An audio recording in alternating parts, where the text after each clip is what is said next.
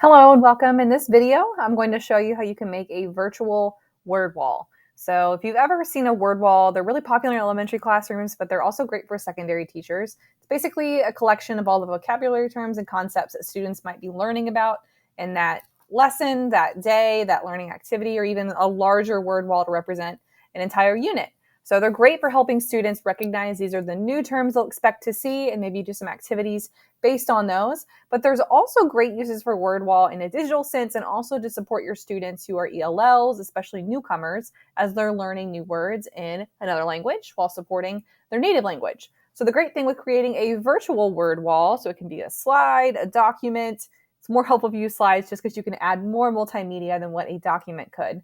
But the great thing about a virtual word wall is you can add in pictures and audio recordings so that students kind of have this as a study guide resource. It's a little bit more dynamic than just the physical word wall that you might be having on the wall in your classroom or on a poster. So you can definitely still do the virtual option, but this could be another option to support your students and something they can always access outside of class. And if they need to have the option to listen to the words during the unit, how they're pronounced and the definition, could use it.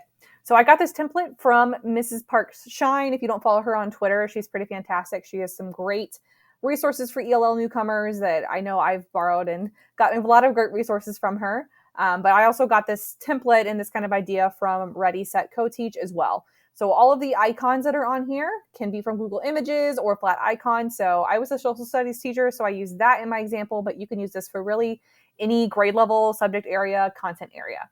I picked social studies just because it was my comfort level and really because there's so many vocabulary words that are used in that content area.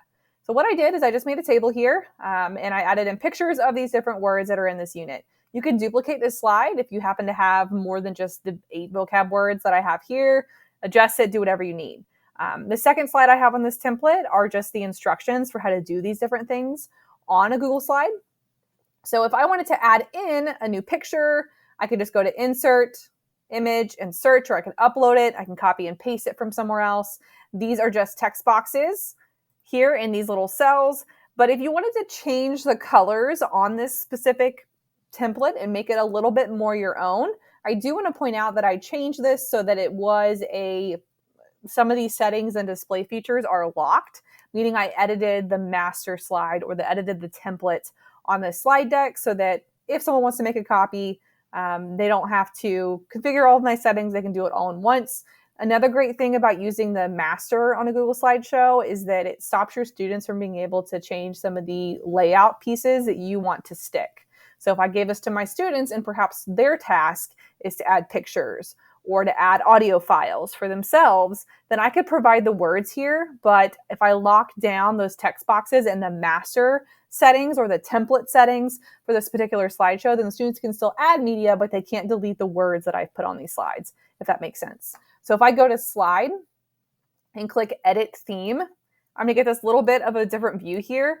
And this is where you see some of these options here. And these are configuring the settings so that any change I make here is applied to that original slide and my students can't change it. So an example is the example I pulled had many more cells than what I did. And if you add a new slide here and I change any of these settings, this basically adds another layout slide for me to select. If I click slide, apply layout, it just basically adds another one here and makes a new template for me. So I could use this slide, that slide, that slide. So that's just a little bit on the master settings in a Google slideshow. If that's something you're interested in, you can pull that up there. And there's a tutorial link to the next slide. So what I did here is I just added the words and then I added a picture here. You could type out definitions if you wanted to, but you can also add audio recordings on Google Slides. There are tons of tools out there that you can use. Vocaroo is a free tool that teachers can use. I really don't recommend it for student use just because of some age and privacy setting things. Free online voice recorder is another one that you can use as a teacher. Mote, M-O-T-E, is another one that you can use. You can also use that with students. It's better if they're above the age of 13 just because some of those privacy settings there. But also Read and Write for Google has a voice note recording feature that you can leverage. If I'm on my slide deck right now and I want to add in a voice recording here, what I could do is click Inserts, and then we see audio here is an option. So if I use one of those other websites, I would need to save my audio file. And I could upload my audio file into my Google Drive, and that's where I pulled it from. All right, so what I'm going to do to show you an example here is I'm just going to go to this website that I mentioned, and we're going to record a little quick audio here. Other thing, if you are a Screencastify user, that's actually the tool that I'm using right now. You can actually take any of your Screencastify videos and just download the audio. So if you're really comfortable with Screencastify, and if I go to my Screencastify menu here and then go to my recordings. So if I open Screencastify, any video that I've made where I have audio, so if I pull up any of my Screencastify videos, I can go to export video and then more options, and then export it as an MP4. So if you're comfortable with Screencastify and that's what you would like to use to just record audio, you can record it. You don't have to look all at the camera and everything, because you can download it to where it's just your audio. You can upload that into your slideshow like we have right here. So that's another option there. But if I want to use online voice recorder, I can just click start recording. This is how you record and insert audio into Google Slides. I can click stop, click save, and download it right there. So then when I go back into my word wall here, audio, I could pull it from my drive. I would have to save it in my drive first. I just do that by a drag and drop.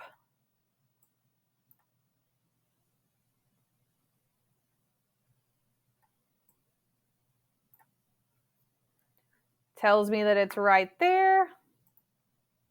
I can come back here, go to recent, and then there it is.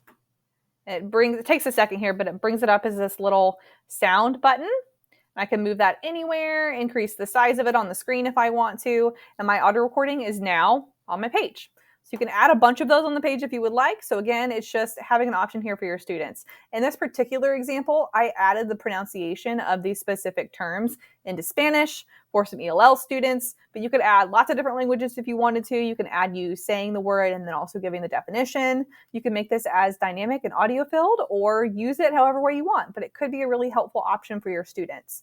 Another really great idea that I've seen some people do is they kind of keep a running word wall for the whole unit. So this one collective slide deck can be where all of the different vocab terms the students are expecting to see across the unit can be building, and that list is growing as you go through the different lessons. And students have this as a repository, as a study tool, and then to also help them just learn these words and learn these words in another language.